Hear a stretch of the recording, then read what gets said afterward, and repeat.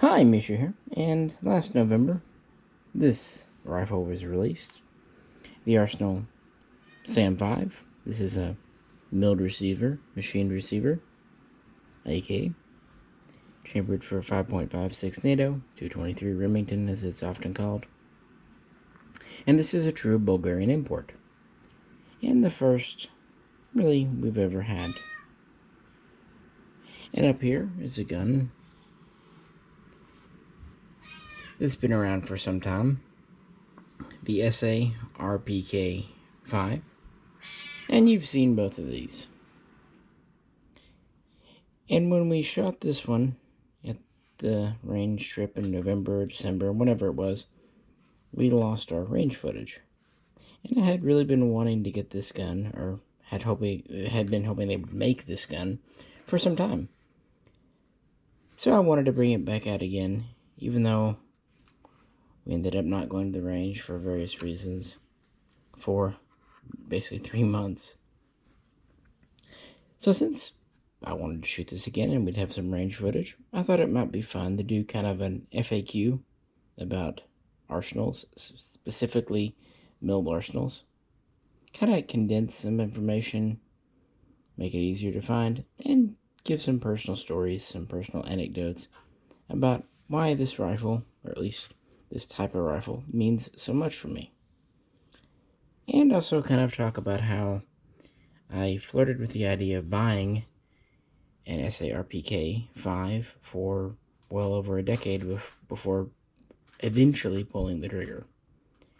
But first, let's show a few range clips of the SAM5 here. And we'll come back and just, hang out and chat a bit. How's that sound?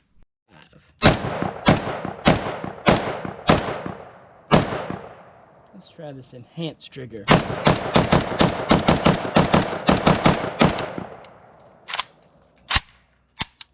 One more time.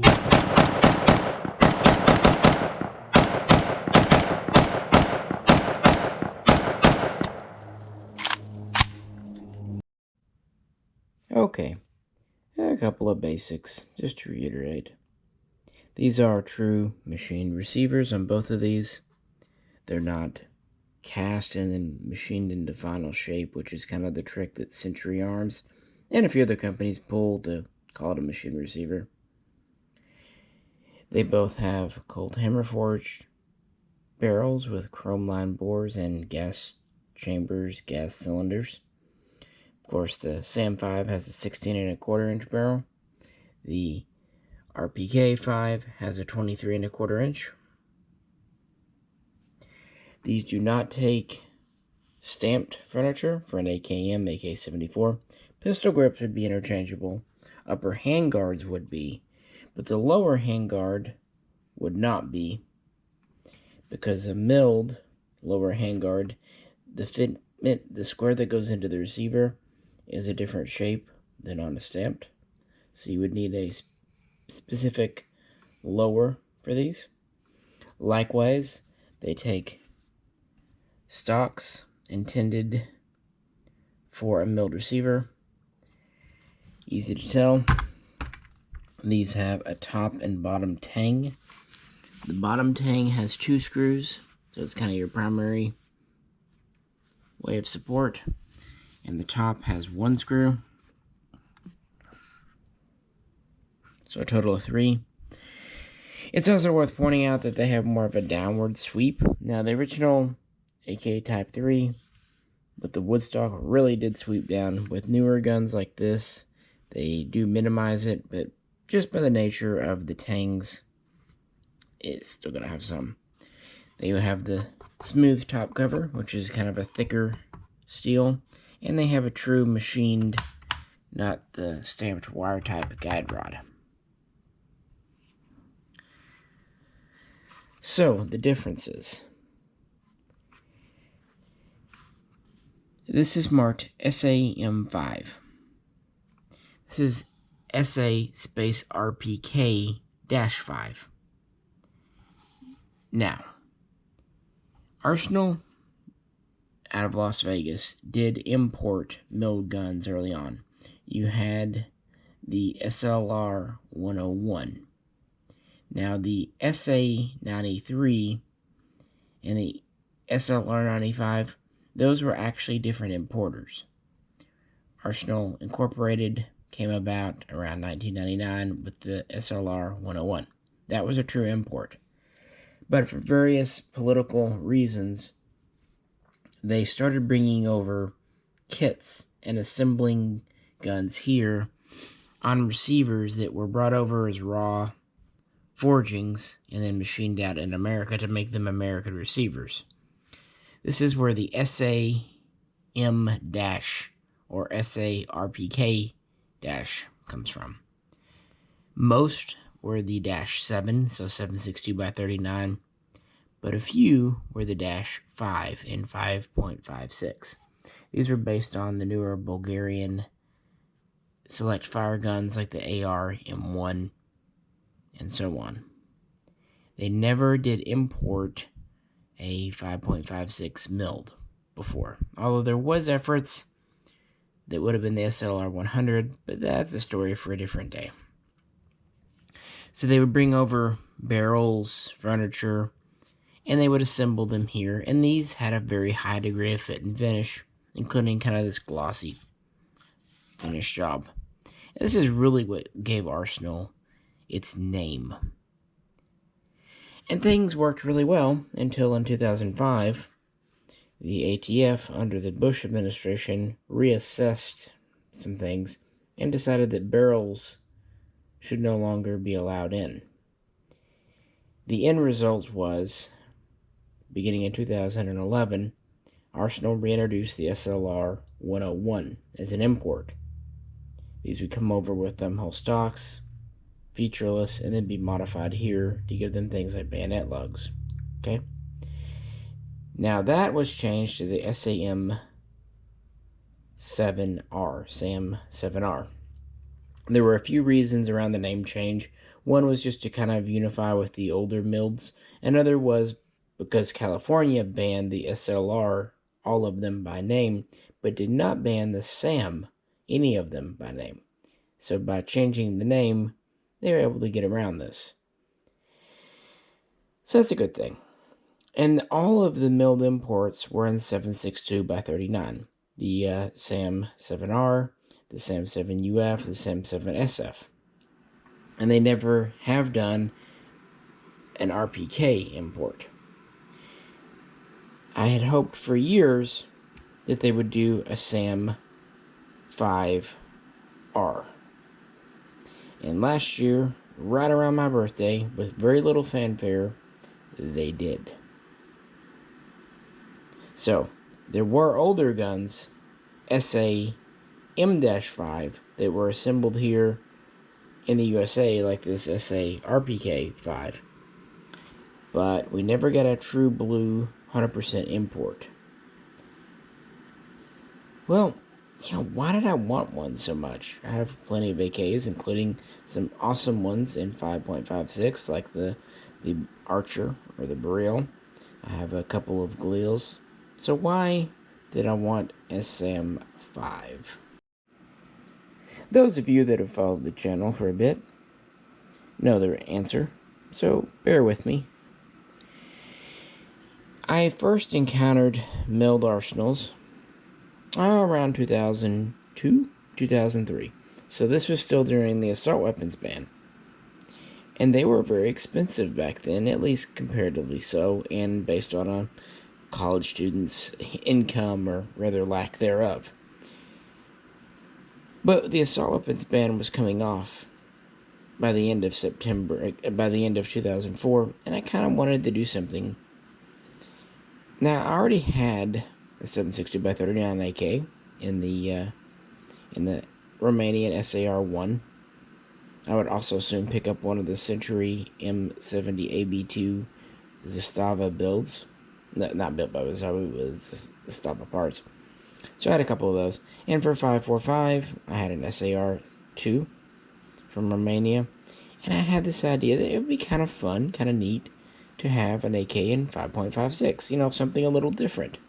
All the stores around me had the SA-M-7, I even saw one store that had an SAM-7 SFC, but I didn't see any of the 5.56s.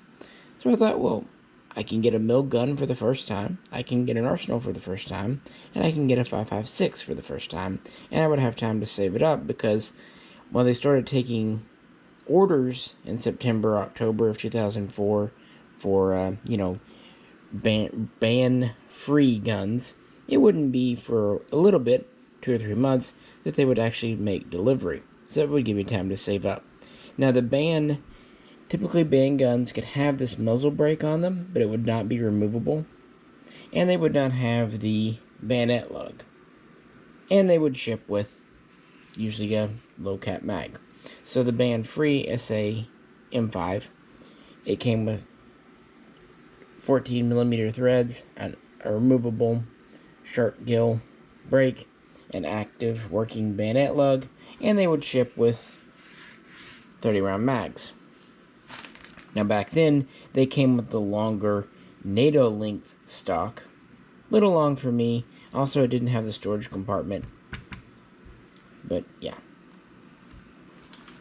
So I ordered one, got it, paid brand new for it, and it quickly became a very popular gun in the shooting rotation with friends and family. We kind of just called it the AK-101. It's not that, of course, but it was a good shorthand, and it was a gun that people asked me to bring out all the time. It was helpful because it could shoot the same ammo as AR-15s or Ruger Mini 14s. The only problem back then, the magazines were not all that common at all, and of course it took its own mags. So I had it for years. It had the nice finish, like the RPK up here. It's a glossier finish, as you can tell. It also had an RPK style windage adjustable rear sight, which is kind of interesting, I thought. And I had no intentions of selling it. However, after traveling around for a couple of years, living overseas, and then getting married at the end of 2009, and then starting this business, money. So when a regular customer offered more than I paid for the SA-M5 used than I did new, in 2010 I took him up on the offer and sold it. Did I regret it? No. Did I miss it? Yes. And I thought, well, when times are better, I'll pick up another SA-M5. But they never really built that many of them back during the 2005-2006 time frame before they stopped doing guns altogether because they couldn't get barrels. That's because the 760x39s were always more popular, thus they made more of them. And therefore the price on SA-M5s went up and up and up, and I just wasn't going to pay $2,000, $2,500 for a used gun with an unknown history. I might have paid that either new or from a friend who I knew took care of it, but you know how people are with their AKs. Plus you had to worry about getting one of the band styles that did not have the bayonet lug. But I thought, well, they reintroduced the milled imports in 760x39, and since the 5.56 mills were such a popular product for Arsenal, Bulgaria, why shouldn't they ought to do a SAM5R. Especially with the growing popularity of AKs in this caliber and just AKs in general. And I had mentioned this to Arsenal many times over the years, and many others had too. And nothing happened until KVAR dropped these in November. And they were $14.99, brand new, 120-round mag with it, like this one. Which is a little high, but considering used SA-M5s were going for more than that, it seemed like a good deal to me then, and still does now. It's a great shooter. And I really like that it's a true blue import versus one put together here. Nothing against the U.S. assembled guns. In fact, they tend to be smoother, and they have a nicer, more attractive finish. But the imports are still quite smooth, and I like this kind of rough and ready, kind of has a gritty feel to it, less glossy finish. Plus you get that awesome Cold Hammer Forge barrel, and it's all put together over there. And unlike my original one that came with the long NATO stock and no trapdoor, these are coming with the intermediate length stock, and it has a trapdoor. And this feels solid. The original NATO stock felt very hollow to me, and I didn't care for it. I did actually buy one of these intermediate stocks when they came out, maybe around 2007, and put it on my SA-M5. And I like this stock a lot better. Texture, length, storage, everything. And that's why I wanted to get this back out to the range, and again, it didn't disappoint. It's not a flashy gun with lots of bells and whistles. It's just a solid AK that's built off a true military pedigree. So this is a receiver that's going to last. It has a great barrel, like I said. It comes with the enhanced fine trigger, which is fine. Kind of straight. Has a little bit of a curve to it. This came out last year. And it feeds from 30 or 20 round Arsenal Circle 10 mags. Or, as I've pointed out, and several others besides, it'll also feed from the Polish FB Radom Baril 30 round mags, the kind of clear greenish ones. They fit a little loose because they don't have the ribs on them, but they work great. They work just fine. And those are a good bit cheaper than the Arsenal mags. About $15 per mag cheaper. This is a current generation black mag. I've only seen the black ones in 30 rounds. And this is a current generation smoke mag. Early on, they got a bit of a mixed reputation because there was problems with spider web cracking. But folks, they fixed that over 10 years ago. I like the translucent mags, and they do these both in 20 and 30. And they do ship these with their military guns, so they're plenty proven. Well, what about the SA-RPK up here? Don't want to neglect it. SA-RPK.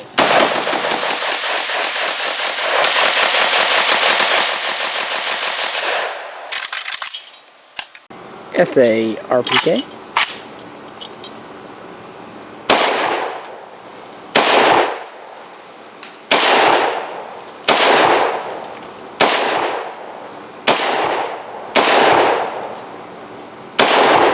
Trigger's pretty good. I'm gonna see if it'll bump.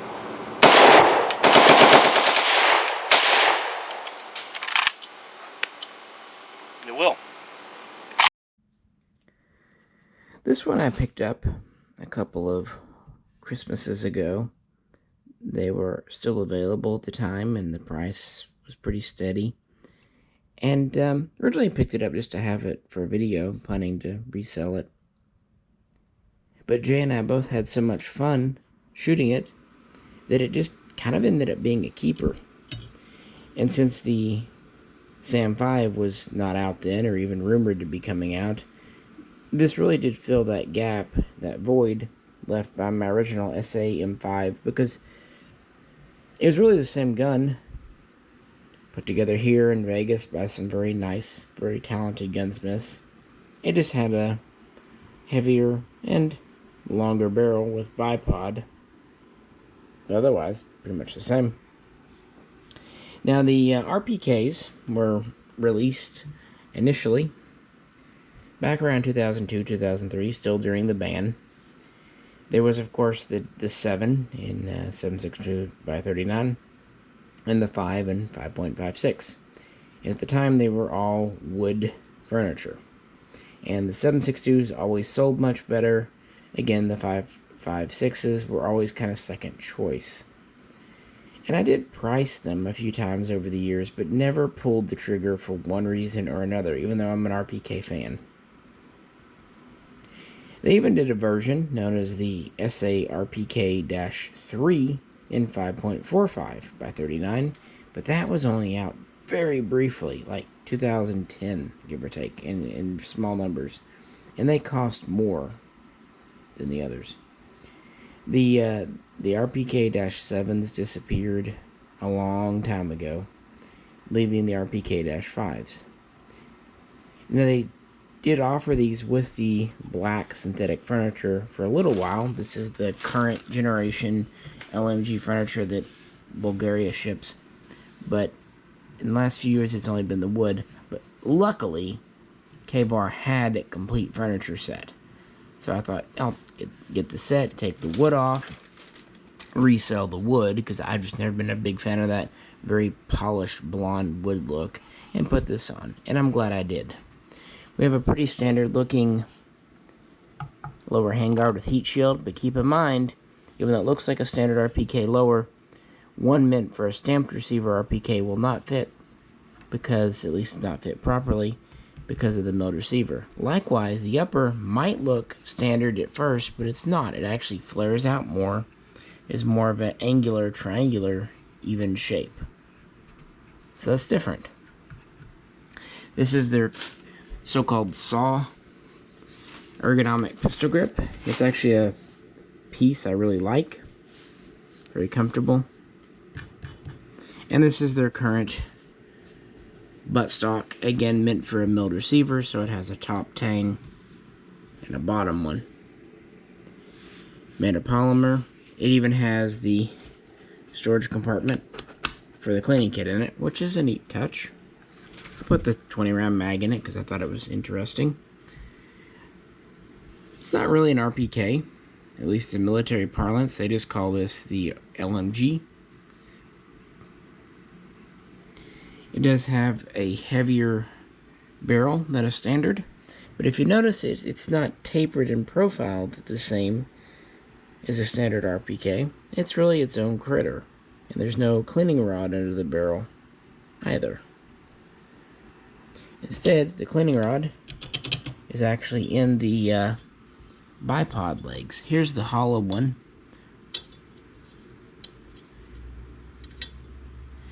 But this time they actually put the rod inside. Take a look. It's a sectional 3-piece rod in here, held in with this clip. And this whole bipod arrangement is actually kind of inspired by that of the PKM. It's threaded 14mm, and I have the same brake on here because it's a very effective brake. From the factory, both of these just came with a muzzle nut.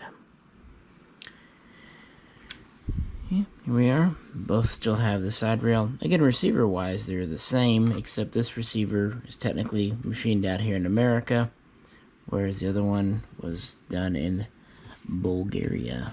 Sling swivel on the side. This is the modern black sling. It's a very smooth, very fun gun. It's long enough and heavy enough that 5.56 out of this is nothing. There's no recoil at all.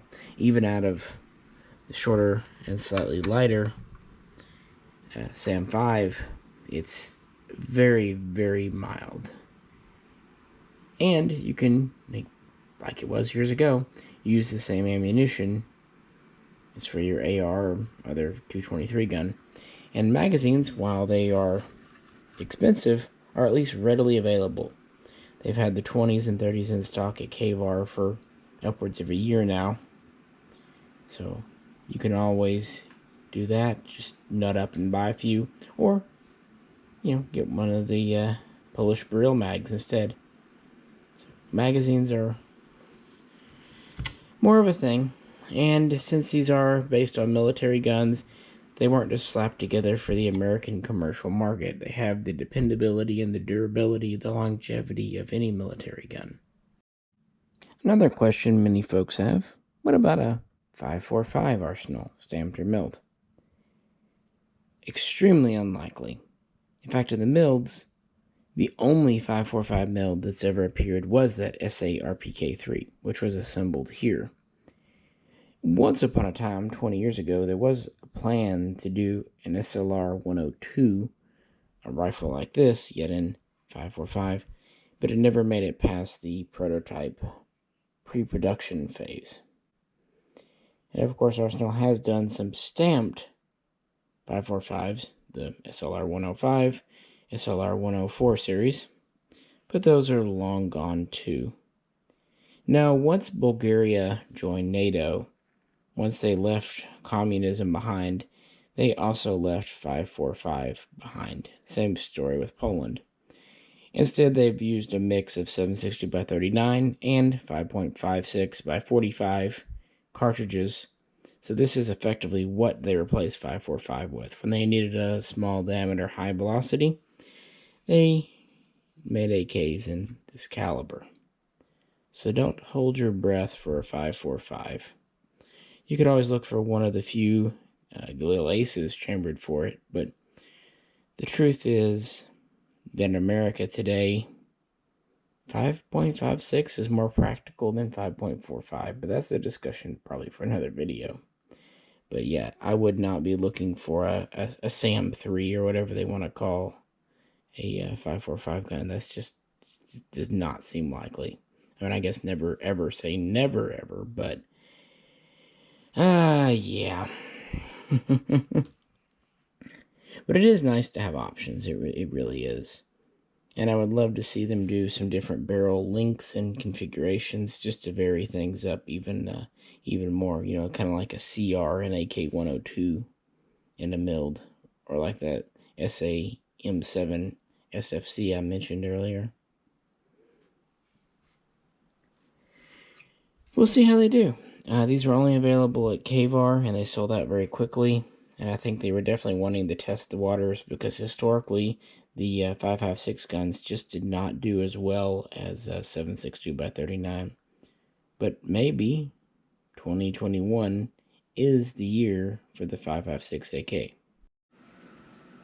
It will be interesting to see if 5.56 AKs take off in any real meaningful way. They've been available since the Valmets in the 70s, but they've always been second choice. In recent years, people have said they would like to buy them for various reasons. A lot of people want to do a magwell adapter to take AR-15 magwells. I've always thought this was kind of silly. For one, magwell adapters usually cost $100 to $200, even more. Some of them have to be fitted and installed, which might cost money too. And then you're putting AR-15 mags in a gun.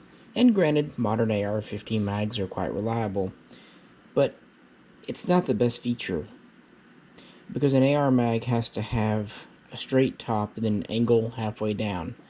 It's better to have a mag like this that has a constant angle for feeding.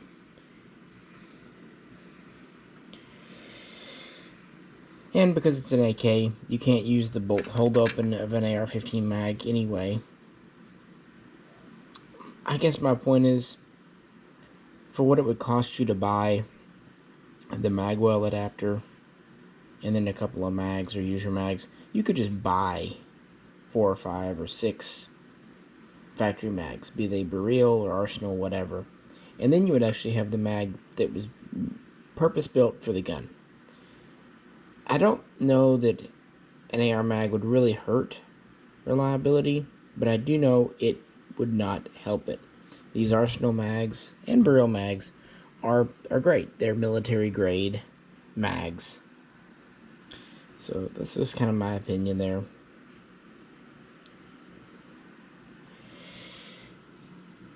These are featuring a 1-in-7 twist bore.